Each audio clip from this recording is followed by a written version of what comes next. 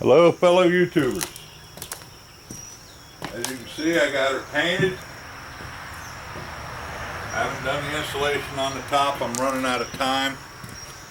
I went ahead and put 2 coats of primer both sides, 2 coats of Kilz paint both sides, and got her put back together 90% on the bottom. The top I'm not done with yet. We had a couple of bad storms right after I made the first video, so I had to stop and clean up some of my mess out here that I had, get it hauled away. Hurricane season's right around the corner, you know. So I got some of my mess out of here, got that much of the trailer done.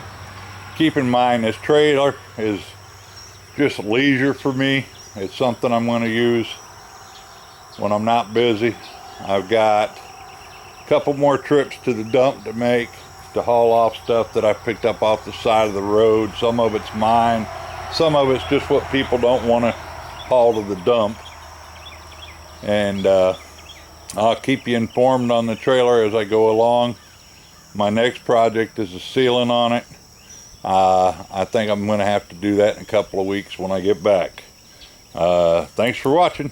Have a good one. May tomorrow find you in a better place.